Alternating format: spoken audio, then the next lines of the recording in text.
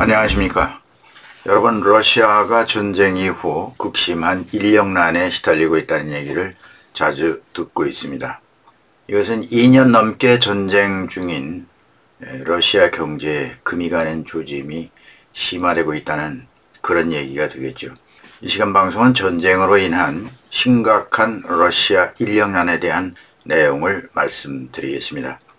2022년 전쟁으로 인한 징집을 피하기 위해서 많은 러시아 국민이 해외로 빠져나갔습니다.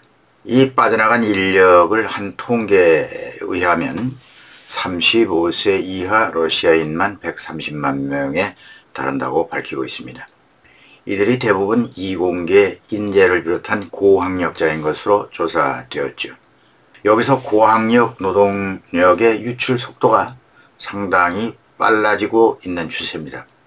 노동력 부족을 넘어서 인구학적으로 상당한 위기에 도달했다고 하는 그런 지적도 나오고 있습니다. 푸틴 러시아 대통령이 지난번 이런 얘기를 했죠. 지난달 현재 시간 15일입니다. 영국 메트로 등 외신 보도인데요. 점심시간과 커피타임 등 직장에서의 휴식시간을 이용해서 성관계를 하라. 이런 황당한 소리를 했습니다. 러시아인들의 출산율이 감소한다고 하면서 이런 말을 할 정도로 인구 감소가 또한 러시아로서는 심각한 상황을 반영하고 있는 셈이죠. 네, 참 웃기는 얘기입니다. 러시아에서 있을 수 있는 얘기일까요? 현재 러시아의 출산율은 어느 정도냐? 여성 1인당 1.5명. 네, 이것은 남의 나라 얘기할 것 없이 우리나라도 마찬가지가 되겠습니다만 안정적인 인구 유지를 위해서는 출산율이 여성 1인당 2.1명. 이것이 안정적인 인구 유지 통계라고 합니다. 이와 관련해서 푸틴 대통령은 또한 이런 말을 했습니다. 러시아 국민의 보전은 우리의 최우선 국가적 과제다. 이것은 국가적으로 중요한 문제다. 그러면서 러시아의 운명은 얼마나 많은 사람이 있을 것인지에 달려있다. 인구 확보를 해야 된다, 그런 얘기겠죠. 네, 러시아 국민 수요가 많아야 된다. 당연한 얘기가 되겠습니다. 그런데 푸틴은 자기가 전쟁을 일으켜놓고 인구 감소를 마치 남 탓처럼 생각하는 것으로 보입니다. 우크라이나와 장기전으로 러시아인 100만 명 이상이 다른 나라로 떠난 상황이 발생했죠. 이 중 대부분이 젊은 사람들이 해당됩니다. 젊은 사람들이 조국을 버리고 떠난 겁니다. 러시아 푸틴 딸랑이들이 군불대기에 앞장섰죠. 프리모리의 지방보건장관이라고 하는 예브게니 세스토팔로프 박사. 이 사람은 러시아 언론과의 인터뷰에서 직장에서 매우 바쁘다는 것은 타당한 이유가 아니라 궁색한 변명이다. 쉬는 시간에도 임신할 수 있다. 이렇게 강조했다고 하죠. 기자가 사람들이 12시간에서 14시간씩 일을 하고 있는데 언제 아기를 만드느냐 이렇게 묻자 세스팔로프 박사는 쉬는 시간에 이렇게 재차 답했다고 합니다. 이건 뭐라고 할까요? 네, 정말 말이 안 나옵니다. 네, 이런 것도 있죠. 러시아 수도 모스크바 18세에서 40세 사이의 여성들은 그들의 생식 잠재력을 평가하기 위해서 무료로 출산력 검사에 참석하라는 지시를 받는다고 합니다. 한 지방 도시에서는 24살 미만의 여성들이 첫 아이를 낳을 경우 한국 돈으로 약 1,500만 원을 주고 있습니다. 그리고 이거보다 더 이혼을 하려면요, 이혼 소송비를 내야 하는데 이 액수가 엄청나다는 겁니다.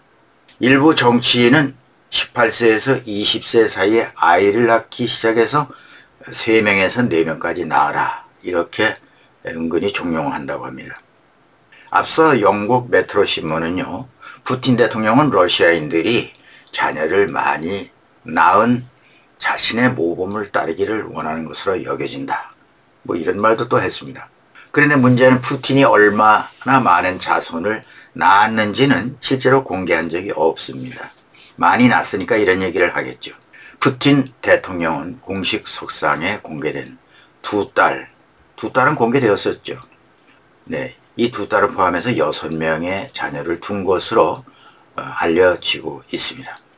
일단 푸틴 대통령은 앞으로 병력을 18만 명 증가해서 총 238만 명, 현역병은 150만 명으로 늘릴 계획이라고 미리 잡아놓고 있습니다. 계획입니다. 이 수요를 어떻게 채울지는 모르겠지만 일단 러시아 여성들이 아이를 많이 낳아야 되겠죠. 2022년입니다. 러시아가 기술 분야에서 일하던 인구 약 10%가 러시아를 떠났다고 하는데요. 전문직에 해당하는 인구들이죠. 이들은 러시아를 떠나서 인터넷 접근이 쉽고 국제은행 시스템과 연결되어 있는 러시아에 가까운 국가 아르메니아로 사무실을 모두 옮겼다고 합니다. 역시 작년 2023년 통계로 러시아는 480만 명의 근로자 부족 현상이 나타났다고 합니다. 부족 현상입니다. 480만 명.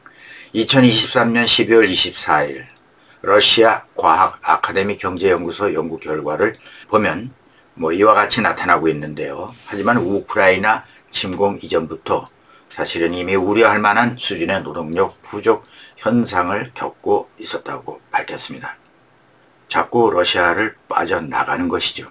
특히 인력난이 심한 부분은 어떤 분야이냐? 네, 제조업 분야, 건설, 운송 등 이 세 개 분야가 가장 심한데요. 구체적으로 영업사원, 또 용접공, 건설 부문에 필요한 용접공 등 현장 근로자가 부족하다라고 합니다. 그리고 러시아 기업의 약 91%가 인력 부족을 호소하고 있는데요. 노동력 현지 구직 사이트 포트라보트카라는 사이트가 있는데 여기 책임자인 알렉산드르 베테르코프라고 하는 사람이 말했습니다. 인력난은 극동지역 경제에 더욱 심각한 영향을 주고 있다.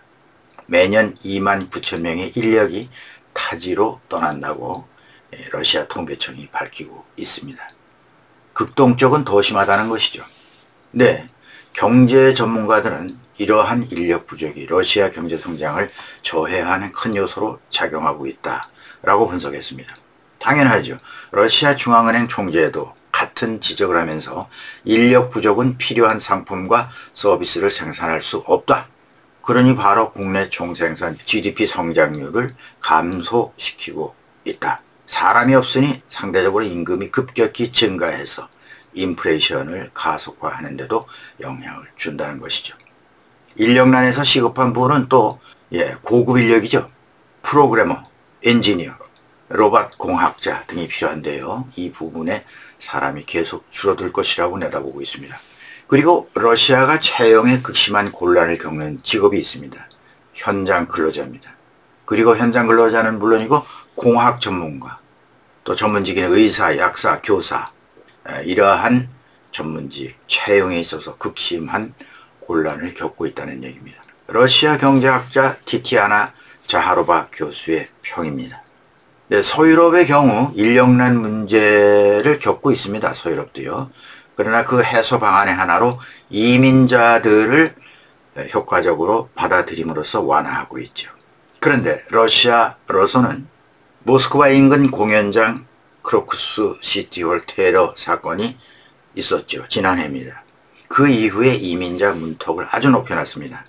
괴한들이 이슬람국가 테러리스트와 연결되어 있었던 인물들이죠.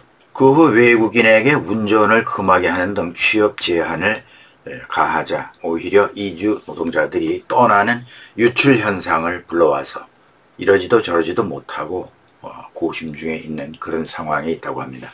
여기에다 기업들에게 독이 되는 일이 생겼죠. 특별 군사작전. 이 우크라이나 전쟁이죠. 그러니까 여기에 배치된 군인이 받는 월급을 20만 루블, 우리 돈 약 300만 원으로 부쩍 월급을 높여놨습니다. 그러니까 5 내지 6만 루블을 받고 일하는 저임금 기존의 일자리들은 사람을 구할 수 없어서 다 빠져나가 목숨과 맞바꿀지라도 군대에 지원하는 게 낫다. 이렇게 러시아 경제 전문가 드미트리 벨로소프가 분석했습니다. 부족한 병력 유인책은 되겠죠. 그렇지만 기업이 문을 닫게 될 판이고, 또 하나 문제는 러시아는 군수업체들이 무기 생산 등을 해서 노동자들을 대거 고용하고 있습니다. 그러니 인력 부족이 다른 기업에 있어서는 더욱 심화되어 가고 있다는 얘기입니다. 파이낸셜 타임스 여기에 보도는 방위산업체에 취업하면 징집을 피할 수 있다 라고 합니다. 그래서 러시아 남성들에겐 상당한 매력적인 직장으로 이 방위산업체의 취업이라는 거죠. 여기에 이제 사람들이 몰리게 되는데 이것마저 2024년 금년이죠. 금년 들어서는 지원자가 없는 것으로 알려졌습니다. 네, 근본적으로 사람이 부족하다는 얘기죠. BBC 러시아 서비스는 해당 기업에서 수만 명의 신규 직원을 찾고 있다. 이렇게 보도했습니다. 이렇게 러시아는 모든 돈을 군산업단지에 쏟아붓고 있습니다. 왜냐하면 전쟁이 가장 시급하니까요. 그런데 여전히 그곳에서 일할 사람이 충분하지 않다. 네, 러시아 경제는 오히려 방위산업으로 과열되고 있습니다. 이것이 다른 기업에 영향을 주고 있는 것이죠. BBC는 8월 15일부터 9월 15일까지 러시아 최대 규모의 취업 포털에 방위산업과 관련된 구인 광고가 9만 건 이상 게시됐다고 추산했습니다. 자, 그러다 보니 아프리카에서 사람을 모집하기 시작했죠.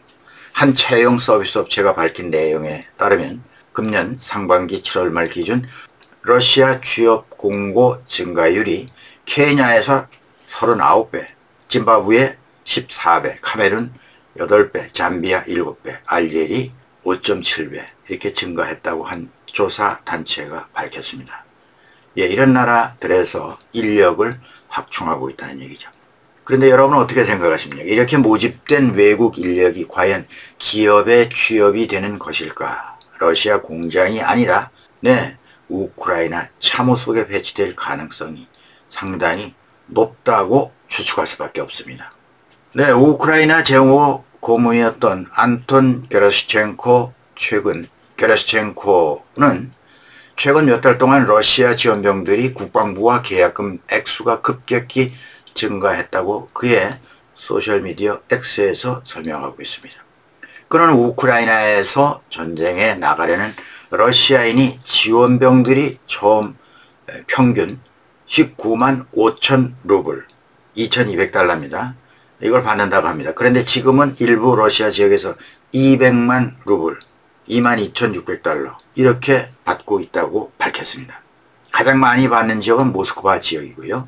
1년 전 모스크바 지역의 러시아 계약 군인들은 40만 5천 루블, 추가로 19만 5천 루블, 합쳐서 60만 루블, 합쳐서 60만 루블, 약 6,800달러입니다. 이것이 1년 만에 지급액이 3배의 지급액으로 늘었다는 설명이죠. 이거 왜 이렇게 느리느냐? 지원병이 없기 때문에 그렇습니다. 안톤 게라시첸코는 이렇게 지원병 계약금이 늘어난 이유는 간단하다고 설명하죠. 러시아의 병력 자원이 계약 군인의 수가 크게 줄었기 때문에 손실을 메우는 방법으로 계약금 급료를 올려주고 있다는 얘기입니다. 그러면서 러시아 연방에서 실시하는 의무병 징집은 봄, 여름 두 차례인데요. 다 끝났죠. 이제 남은 문제는 푸틴 대통령이 가장 피하고 싶어하는 동원령, 이 동원령 발표죠. 그런데 병력뿐만 아니라 당장 일자리를 채워야 할 인력도 부족한 마당에 동원령이 아니면 병력 해결이 될 수 없는 막다른 지경에 빠졌습니다. 푸틴의 고민이죠. 이 푸틴이 정말 인기 없는 동원령 결정을 하게 될지 앞으로 지켜봐야 하겠습니다. 이런 지경에 빠진 푸틴은 앞서 살펴본 대로 아프리카에서 계약군인 모집을 강화하고 또 북한 인력을 끌어들일 목적으로 지난번에 북한과 합의각서를 교환했죠. 결국 10월 18일 북한군 특수부대 1,500명과 1만 2천 명의 북한군이 블라디보스톡에 도착했다는 보도가 터졌습니다. 러시아의 파병설이 현실화되었고 우크라이나 전선에 북한군이 참전하게 되었다는 사실이 확실해졌습니다. 병력과 더불어 무기, 전쟁 물자도 함께 러시아 해군 수송함으로 이송되었죠.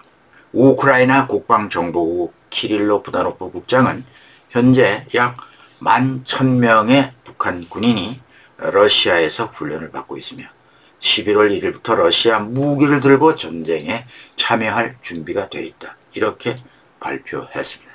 18일 며칠 전입니다. 패트릭 라이더 미 국방부 대변인도 러시아가 최전선에서 60만 명의 사상자를 내는 등 매우 심각한 상황인데 북한군 파병이 확실하다면 러시아가 전장에서 병력 수급 측면에서 절박함을 시사한다라고 말했습니다. 사람이 없다는 거죠, 이제. 그러면서 북한군이 우크라이나 참전 소식에 한국은 물론 세계가 신중한 입장을 표명하고 있습니다. 전투부대가 최전선에 어떤 식으로 투입될지 아직 지켜봐야 하겠지만 첫 번째 전선 투입은 2만 6천 명의 북한군이 쿠르스크 지역으로 파견될 예정이라고 합니다. 러시아 군복에 러시아 무기, 외모가 비슷한 아시아계 러시아 군인 신분증을 발급해 주었다는 얘기죠. 이 특수부대 명칭은 쿠르스크에 갈 특수부대 명칭입니다. 브리아트 특별대대라 이렇게 이름을 붙였습니다. 네, 여러분, 김정은이 큰 일을 저지른 것입니다. 러시아는 이미 기울어져 버린 나라입니다. 북한 병력을 우크라이나 전쟁에 파병한다. 정말 구렁텅이에 발을 깊게 담가 버린 것이나 마찬가지입니다. 지금 우리나라를 비롯해서 서방의 숨소리가 편하지 않습니다. 소강 상태의 전선 분위기가 달라지고 있습니다. 서방 국가들의 분위기가 심상치 않다는 얘기죠. 적극적 대응을 해야 된다. 대응 태세 서서히 떠오르고 있습니다. 러시아의 우크라이나 침공을 나토 국가에 대한 예비적 침공으로 보고 있는 서방이 가만히 있을까요? 북한의 참전은 서방 국가에 대한 침략 행위가 되기 때문입니다. 무기만 지원해 얻은 서방이 가만히 있을까요? 나토의 움직임도 심상치 않습니다. 가만히 있지 않겠죠. 뭔가 대응을 할 것입니다. 사람들은 3차 대전이 일어나는 게 아니냐 뭐 이렇게 우려를 합니다만 그것도 타당성이 없진 않다고 보입니다. 먼저 앞서는 생각은 북한 병사들이 불쌍하다는 거죠. 우크라이나 전쟁에서 봤지만 우크라이나 전쟁을 소총 가지고 싸우는 전쟁이 아닙니다.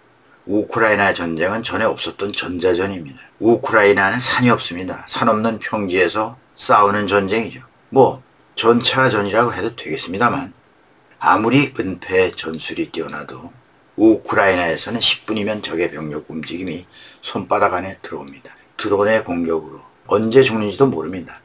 참호 속의 병력은 숨을 데가 없습니다. 더군다나 우크라이나는 라스푸티자라고 하는 진창이 있죠. 전장이 수렁이 됩니다. 병력이 움직이질 못합니다. 우크라이나 전쟁에서는 하루 평균 러시아군 1000명이 죽습니다. 개전 이래 러시아군 60만 명이 죽었습니다. 더구나 쿠르스크에 배치한다고요? 네, 이것은 틀림없이 총알 바지로 넣어버리겠다는 푸틴의 속셈이 뻔합니다. 근데 김정은이 이를 모를 턱이 없죠. 많이 죽을 것으로 예상이 됩니다. 무엇 때문일까요?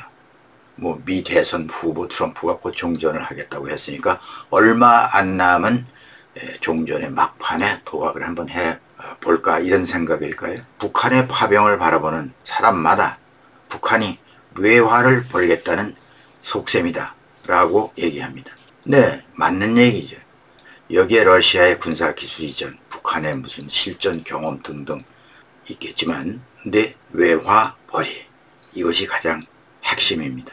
궁색해진 김정은의 주머니를 채워줄 절호의 기회라고 판단했겠죠. 네, 러시아 여러분 조국을 버리고 해외로 도피하는 자국민을 방치하고 그것도 고급 인력을 포함해서 35세 이하 130만 명의 젊은이 이들이 해외 도피를 방치한 러시아 지도자 60만 명의 자국 젊은이들을 우크라이나 전선에서 고기 분쇄기에 갈아 넣은 러시아 그리고 이제 와서 병력을 보충할 사람이 모자란다고?